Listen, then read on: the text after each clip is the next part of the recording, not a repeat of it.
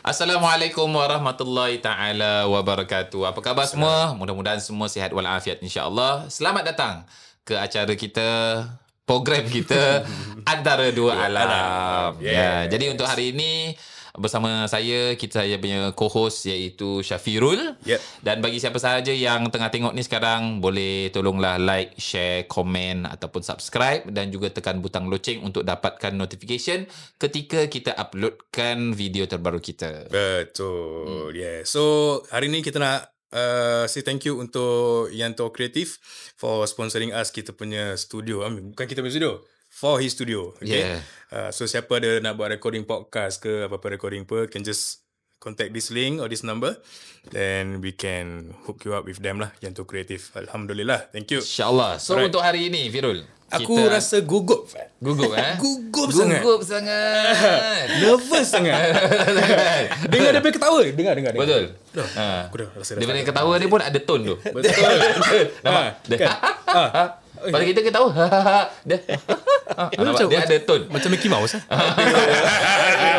Dia ada tone. So untuk hari ni kita punya tamu khas kita. Mungkin you all pernah dengar suara dia, muka dia, sebab dia seorang DJ, dia seorang MC, dia seorang aktor. Betul. Apa lagi? Pemain bola. Berat tu. Pemain bola, apa lagi? Semua dia ada semua. InsyaAllah you all kenal punya. Package, all in one package. Boleh. Jadi kita perkenalkan Fadli Kamsani. Hello guys. Hello. Thank you so much kerana mengundang saya ke podcast ni. Alhamdulillah. And bagi anda semua yang mungkin tidak tahu, yes, Fadli Kamsani di sini daripada Riyal 897. Okay, yalah, I mean I was previously sebelum radio DJ tu I was acting. Before acting I was giat dalam aktiviti kesenian budaya Melayu macam itu. So semualah boleh lah. Kompang dah, joget lah, apa lagi, silang lah, apa. Cuma satu je tak boleh. Bernyanyi. Sama. Yes, itu je. ID je boleh. Kita tak boleh. Auto-tune mana pun tak rabak kan? Dia auto-tune. Dah auto-tune pun I still go off tune. So I mean probably I'm just not blessed on that part lah. Same. Bila I buat lagu tu apa ni semua, ID bila tengah auto-tune tu macam cannot lah Ustaz. Ni dah auto-tune pun cannot. Makan masa kan? Dia macam mana pun kita tak apalah, kita terima seadanya lah. Kita terima kenyataan yang kalau tak boleh tak boleh lah. Tak boleh lah. Tak boleh janji lah. Cannot really. Memang Allah Maha Adil. Betul. Yes. Anyway, thank you for coming. No, thank you for having me. Thank you. So we will continue cerita seram Fadli Kamsani. So the first story. Okay. So ini antaranya cerita yang I feel I will never forget this. Memang sampai hari ni tak ada jawapan sepenuhnya. And at the same time dia punya it happened when I was in primary school. So that time dengan my late father and all, kita pergi Melaka. So it was a rombongan lah. This one was nothing really to I would say cerita dia tak panjang sangat, ringkas, because it just happened in that mere moment. So dulu kita pergi Melaka. We were staying in this like macam housing macam gitu. I tak tahu whether is it landed or what, macam terrace or something like that lah. So I still remembered dia waktu maghrib. At that point of time, tengah maghrib. Then me and my brother. My brother ni dia ada sikit degil. Dia curious. So dia suka pergi investigate dan barang semua. So this is another instance whereby I believe yang Cik Pon tu wujud. Because bila dah nak time maghrib tu kan, I clearly remember I dengar garuk macam scratches daripada luar kita punya apartment. On the tingkap.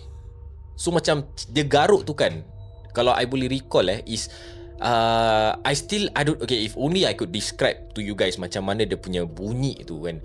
Dia very distinct that you know that ni bukan buatan orang. Because dia cara garuk tu, dia macam, okay, kalau orang nak kacau you macam, okay, tingkap lazim macam gini lah kan. Dia normally kacau dekat paras mana you duduk apa kan. Tapi this one is daripada atas bawah, atas bawah, and it's just so distinct that you know that can never be done by a human being. So when that happened, my brother pula, dia ni mulut culpa, dia pergi lari towards kat sana. Dia pergi cakap, Cakap, bang apa tu? Bila dia cakap apa tu, terus my late father dah macam, I think he knew lah, because dia memang tahu pasal benda-benda gini semua kan. Terus dia, ada sekarang pergi angkat wuduk. Cakap dah kan kita solat jemaah. So then only I remembered at that moment, my pakcik semua dah kelang kabut tau. Semua macam dah tengah panic mood a bit. Semua nak jemaah sama-sama. So but yang kelakarnya tu, I mean okay lah, kita try tu jemaah sama-sama apa barang semua kan. Bila kita tengah solat tu, dia punya tu lagi kuat. Still ongoing. Lagi ongoing. Krak. I was like, ini apa ni? Yeah, so at that time I didn't know.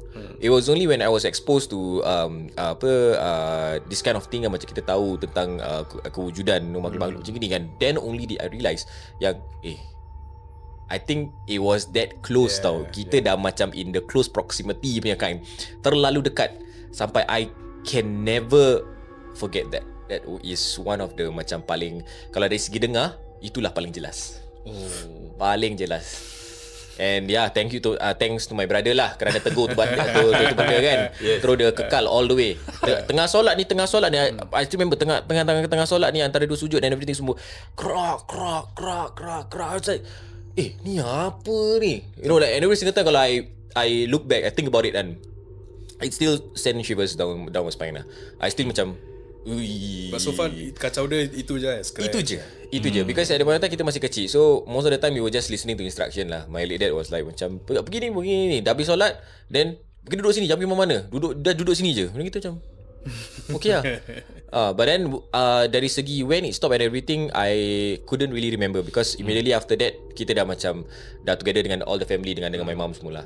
Yeah, but that was one distinct punya incident yang, oh my god, I will never forget that.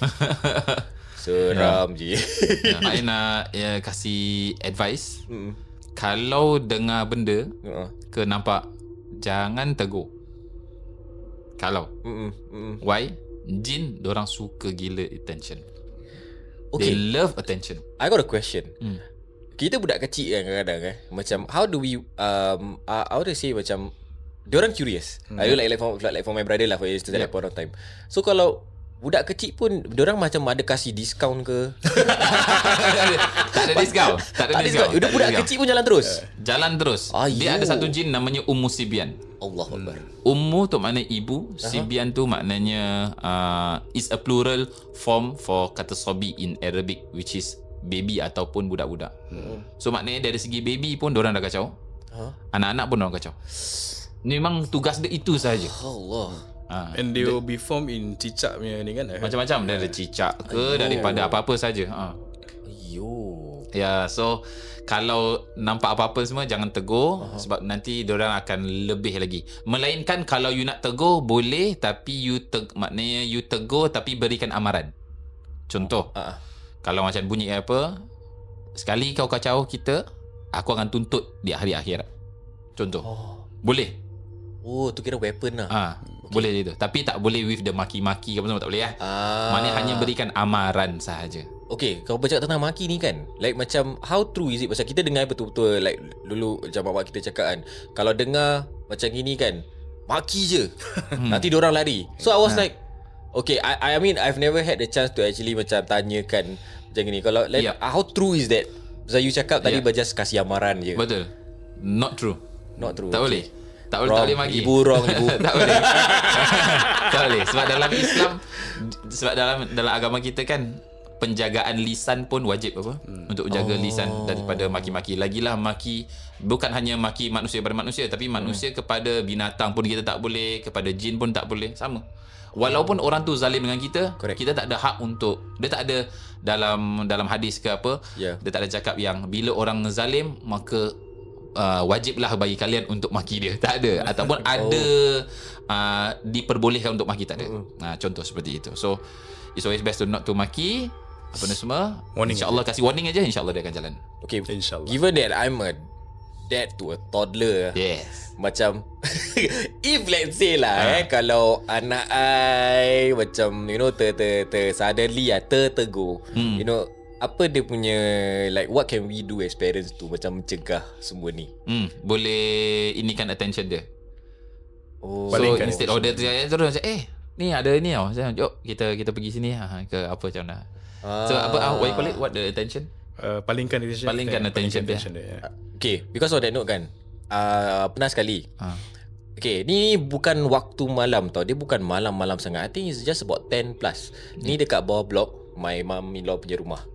So, this was the first ever time yang I dengar yang when he describe something, me and my wife kita seram gila. Because before this he was like, okay, biasa budak kecil kan. What's this? Ni semua. So, yang kelakar dia tu, got one time, he suddenly tercegak diam kat situ. Then he look up. Kadang-kadang kat bawah blok kan, nanti kan kat atas kan macam ada those sewage pipes kan. Macam pipe-pipe macam itu. So, he just describe. Dia cakap, ayah, why the uncle, the head like that? Dia cakap gitu. Ayah, why the uncle the head like that? Then the describe everything. Detail. Why the uncle the head like that? Then after that the walk like that, like limping. I cakap, you don't anyhow, you shut up. Literally dah. You shut up. Koim. Just shut up. I cakap dah sini. No, it's like that. No, don't need to say anything already. Macam me and my wife dah frantic tau. Then after kita dah macam masuk kereta. Dah. Dah masuk kereta tu kita on on Yasin je. There was the closest encounter lah. Pukul berapa tu? 10 Malam. 10 malam. So it was like bukan malam, bukan maghrib, and it's just 10 malam. And it was like tengah ramai orang, tengah traffic, barang semua. And he's just like, why the uncle? Dia cakap, why the uncle? Dia cakap, apa ya uncle kat bawah blok? Bawah blok ni kita je tau. Dia cakap, why the uncle the head like that? Then the body, they describe the body, the walk like that. Macam limping. Dia cakap, ni budak. Ya Allah. Dia cakap, okay, this is the time that you don't talk much. Yeah, so itu je. Yeah, I think this thing also ever happened to my son. Also pernah jadi yang first punya. That time kita kat Marsiling Lane. Marsiling Lane buat blok. Kejap. Marsiling Ulen macam gini Tak tahu Marsiling Lane. The place you I tak boleh sebut blok nanti after this. You Ulen side. So kat Marsiling Lane. No, the story is it at Woodlands? My mum-in-law kat Ulen. My rental play kat Marsiling. So it's a rental punya flat. Because my brother used to live there. Okay. Okay, tak apa. So Nanti lepas ni ya. It's the rental punya flat. Dia dekat dengan temple. Yeah. Okay. So rental punya flat. That time kita tengah duduk. Kita duduk situ daripada before maghrib apa ni semua kita lepak sampai after Isya onwards. Dalam pukul 9 lebih masuk pukul 10. Pasal pintu buka. Pasal rumah dia kecil apa. So kita kita punya families 2-3 kita punya families ada kat situ. So buka pintu. So my son was sitting beside me. Me I duduk dekat dengan pintu. Dia tengah duduk apa ni semua. Sekali my son tiba-tiba dia nak keluar. Saya cakap okay you want to play outside lah. Sekali dia keluar. Sekejap aja terus datang balik. Dia cakap Abuy. Dia cakap what? I scared. Dia cakap kenapa? Why? At the lift there I said I see this one woman, long hair, like that, long hair, then looking at me. Terus straight away I tak tanya banyak, I terus keluar tengok kat lift. I said don't have. Cakap I don't know, just now it's just there. And rumah is sebelah lift. Dia seorang keluar. Dia seorang keluar. Sebelah lift. So kalau lift mesti ada bunyi ada bunyi tutup ke apa. Tak, I straight away I tak tanya banyak, straight away keluar tengok tak ada. I bawa dia dalam, I tutup pintu. I cakap dengan dia, what did you see? So dia describe. Dia cakap nampak perempuan, rambut panjang. I tanya, what colour is dia punya baju dia ataupun dia ada pakai any clothes tak? Dia cakap all white, but like dirty. Dia cakap where? Dia cakap exactly dia cakap just beside the lift. I cakap you show me from here. Pasal tepi ada tingkap dia, dia macam terbuka gitu tau tingkap dia. Show me. Dia cakap there exactly. So it's ni lift, sebelah dia je gini. Kat situ I cakap okay, never mind. Now you just doa, then later after this, later we go home. Tapi balik semua Alhamdulillah all okay. Tapi cara dia describe tu kan, dia macam we know what is it already. Yang the thing is like macam okay, like we would I would expect macam it would be macam all kita punya normal ghost yang kita tahulah, macam poach ke cek pon or something like that. But when my son describe that, cakap why the uncle like that, cakap uncle ni first time aku dengar lelaki. Selalunya hantu perempuan kan. Yeah. And then I immediately macam cakap dengan my wife, jom balik kita dalam kereta juga, kita on Yasin. So dari situ I was like, Qayyim, next time you see something, okay, don't say. I was telling him like, don't say. You want to say, you call Ayah first. Call Mama first. Then you say. Don't say out loud like that. So I macam like hoping that dia ingat tu sampai bila-bila lah. One of the scariest encounter kalau dari segi budak kecil lah. Seram juga. Nice. Ada story? Ada lagi? Last one? Okay, kalau boleh ada lagi dua lah. Itu actually tu all the story macam suddenly bila tengah berbual kan, tiba-tiba teringat lah. Okay, so the two stories that I actually wanted to share was one of the closest encounter that I had was like dari segi, because you deal dengan macam barang-barangan lama and everything. So ini semasa NS. So kita kat Tekong. So it was field camp at that point of time. And I had this one friend, one of my section mate ni, dia memang ada third eye. So dia memang mengaku yang dia boleh nampak, dia boleh communicate. And memang dia macam yang best part about dia, okay, dia macam seram. Ramai orang akan cakap seram pasal dia boleh nampak, but for me I anggap tu macam a plus point. Sebab kita dekat luar, kita tak tahu kat mana, lagi-lagi kat hutan apa. So dia akan bilang tau, kita tengah route march or something, so dia, guys avoid here, guys don't go here. Nanti kalau kita macam nak buang kecil ke apa kan, Azul, you can don't that one, you go there. Oh okay. So kita kan dengar. So anyway macam like I feel safe lah dengan dia. So I masih ingat lagi that time tu kita tengah korek shell script. So tengah digging our shell script and everything. So tengah field camp kan. Then one of my section mate, dia terjumpa, okay, terdig up something yang dibalut dengan kain kuning. So the thing is, bila dia jumpa tu, dia pergi inform one of my sergeants lah. So one of my sergeants ni tak percaya about it. So ni tahun ni dia pergi buka. Dia pergi buka, dalam ada kapak kecil. It was like very small. So we all saw it. It was very small. So si ni lagi kan. What he did was, dia ambil, terus dia pergi buang. Dia just buang macam gitu je. So, but what happened next was, I would say quite scary, because I still remember dia macam in between Asar dan nak maghrib macam gitu tau. So immediately dia dah buang macam itu. Lat berapa minit, my friend came, Sergeant, sorry, is it possible if you take the X and wrap it back and you just put it to where you found it, because they are not happy.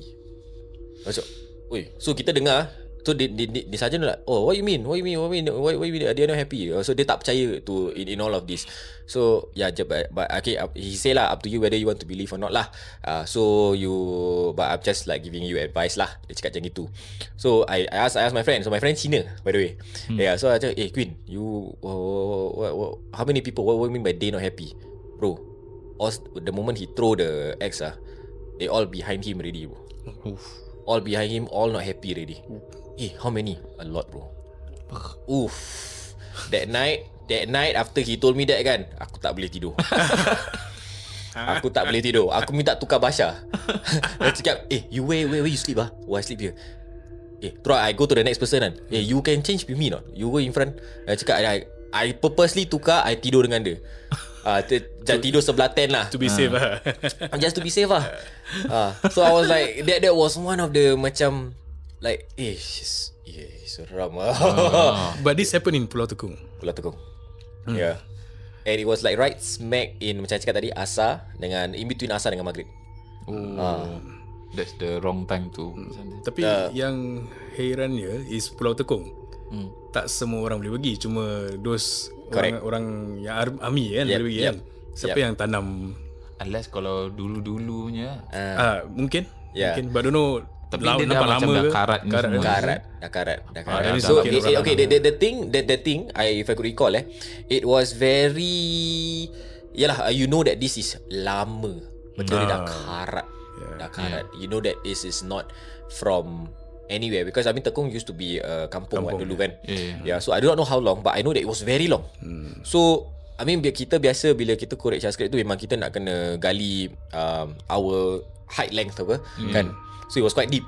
So I think hence macam terfikir macam okay, probably kita might have gone too deep sampai tergali benda tu. Yang supposedly memang mungkin orang tanam pasal apa barang. So but the fact yang dia cakap tu yang ramai tengah tunggu, belakang dia tak happy, I said ini berapa kampung ni. Dah tak fikir berapa orang tu, berapa kampung ni. So I was like okay that was. So end up dia tak simbang balik lah. I don't know what happened, because he just like ask us to immediately after kita just kena fall in. Then I don't know what happened to it lah. So kita at that point of time kita just macam apa nak jadi dengan kau jadi lah. So he wasn't a believer in of all of this lah. Bahaya juga actually lah. Sebab kadang-kadang kalau benda-benda ni barang-barang pusaka diorang jadikan sebagai rumah diorang. So itu that was the thing that I think we all grew up macam kita punya culture, kita punya kita believe in all of this, and I know that kita macam sometimes those kind of thing macam in houses barang-barang macam gitu. So I like okay lah Sarjan, all the best lah, you know everything kan. Kita recruit pun tak cakap apa-apa kan. Diam-diam je lah. Kena benda lah. Kena benda apa. Imam sangat kau lah. You still got time? One more. Okay. One more. Okay, so another one. Okay, this last one yang I think paling dekat lah. Paling dekat was bila I just got married. So I just got married with my wife. Then kita pergi at that point of time kan, kita time COVID, so kita tak boleh pergi luar negara and everything. So kita just stayed at this one hotel lah. I mean I shall not say which hotel. But dekat Sentosa. Okay. So kita kalau sebut Sentosa je orang mesti macam yes. Ustaz Fali mesti tahu tempat dia. So lepas ni nanti I will share kat mana So what happened during that day tu, macam okay, I don't know. Bila orang tua cakap bila kita baru saja kahwin tu kan, kita masih suka darah manis. So what my mom said was, kalau boleh jangan terus pergi. Okay, give it a week baru pergi honeymoon. So me and my wife pun kita macam dah, I think yelah macam gairah, you know, macam terlalu excited, you know. So kita like macam alah newlyweds, alah ni semua tak apa-apa lah, tak like just tawakal je lah until it happened. So there was this one night yang daripada kita punya where we stayed tu kan, every single time kita nak kena to reach to our room tu, kita kena walk past this one huge tree. Pokok dia besar. You know, when I say besar, it's really besar. Dia punya trunk dia tu kan besar. Dia macam pokok Madagascar. It's huge. So I myself macam a bit terkejut yang it was that huge. So I was like, ni pokok apa ni? So I just like that lah. So bila kita sampai tu, then si ni kena balik si bongok ni, I memang one thing that I like to do every single time kalau kita pergi travel or whatsoever kan, I like to check out their gyms. So I mean that back then I was still actively gymming kan. So kita dah habis dinner, dah check in. So kita check in quite late, which is around maghrib, around there. Lepas tu I was like telling my wife, cakap jom kita jalan-jalan lah, you know, kita pergi check out dia punya gym. So to check out the gym, we need to go, nak kena lalu this path lah. So and it was kiri kanan covered by pokok-pokok leaves yang macam tinggi. It's like I'm about 1.75, so it's slightly taller than me. So it's like quite tinggi. Then prior to that kita nak kena naik tangga. So kita nak kena naik tangga and everything. So the first thing that happened, the first night lah that happened to us was bila kita nak naik tu, tiba-tiba ada kucing. So tiba-tiba ada kucing. So bila ada kucing tu, I was like, oh lah, so cute itu semua. But I kind of noticed that it was a bit off, because every single time kita nak jalan kan, kita nak jalan setapak tu, dia macam cross our leg. They just macam stopping us, macam tengah halang kita from going up.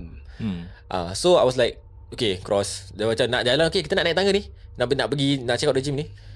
Dia cross.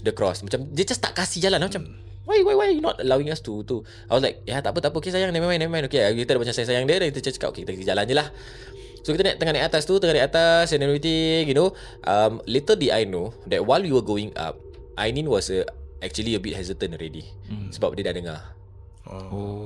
So bila dia dah naik, tu dia dah dengar. So what she heard was bunyi itik. So dia dah dengar, but dia tak bilang. Because she knew how I would react. So tengok ni still went up. So I still went up despite kucing tu dah macam lintas. And it just macam, okay, dia kalau sekali lintas it's just probably coincidence, macam dia nak memanja kita. But if let's say it was, I think about 20 flight of stairs tau, 20 flight of steps, every single time kita naik, dia ikut all the way, dia stop. Dia ikut, dia stop. I said, this cannot be coincidental. What? It has to be telling us something. So bila I sampai dekat the atas tu, baru nak pergi check out daripada gym, wah, this is the first time I tak pernah kena. I dengar a very loud bunyi itik kat telinga I. Quack.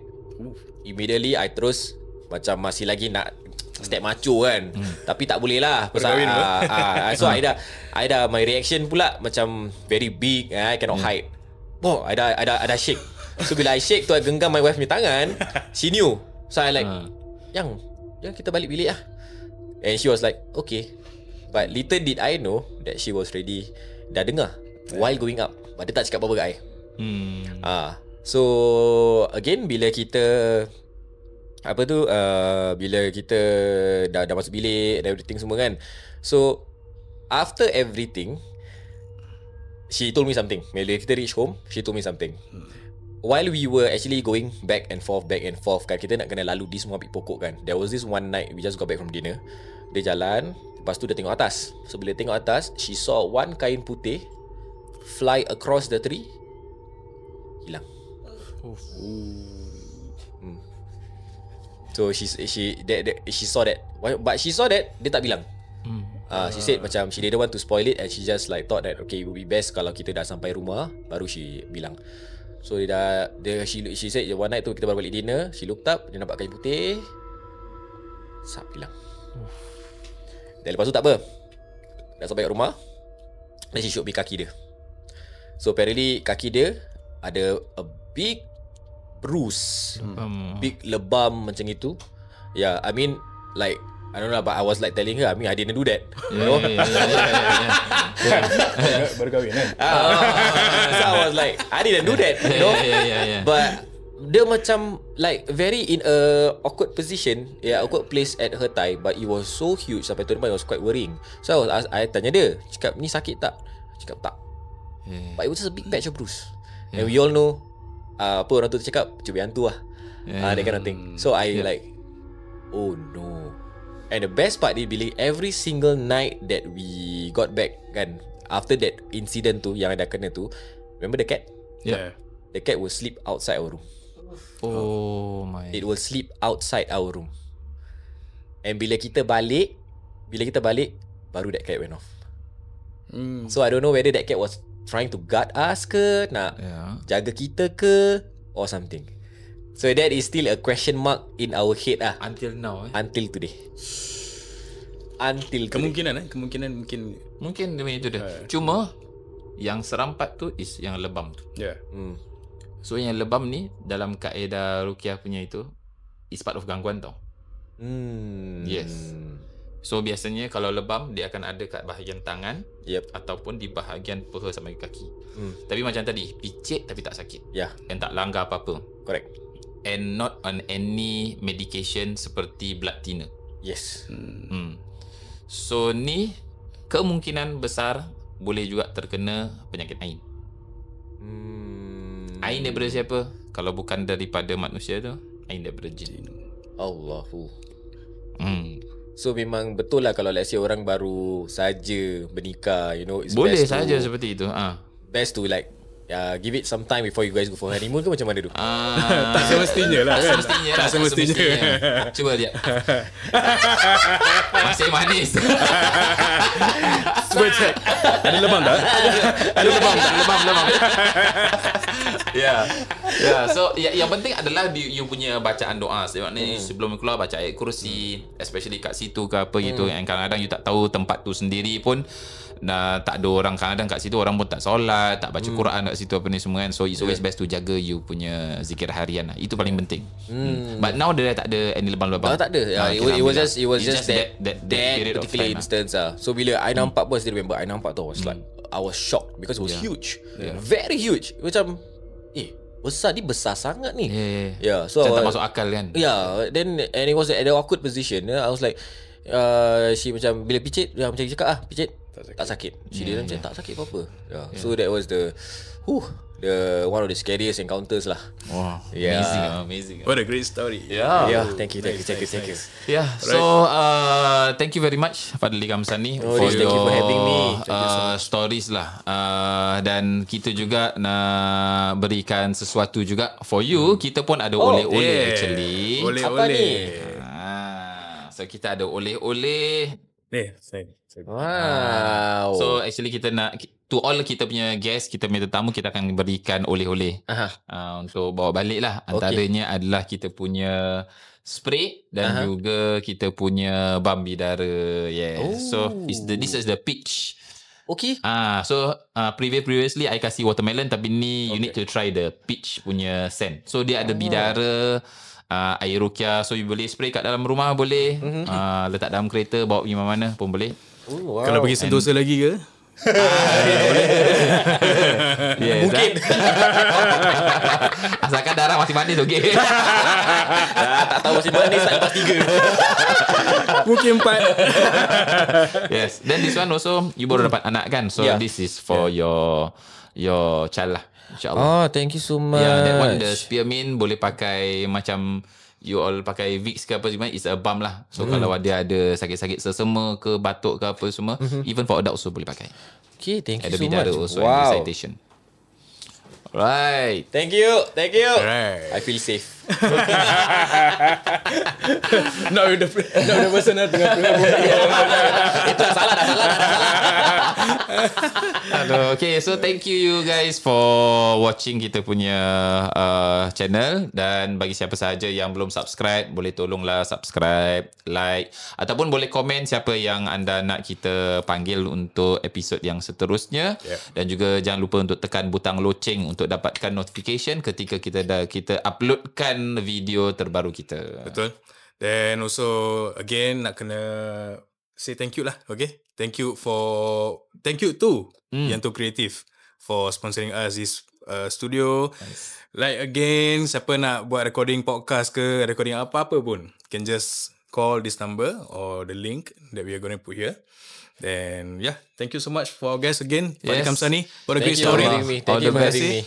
Aku masih nervous tau actually. Tengok muka dia aku nervous lah. Habis dah. InsyaAllah kita akan jumpa pada episod yang berikutnya. Assalamualaikum warahmatullahi taala wabarakatuh. Take care guys. Bye-bye. Bye.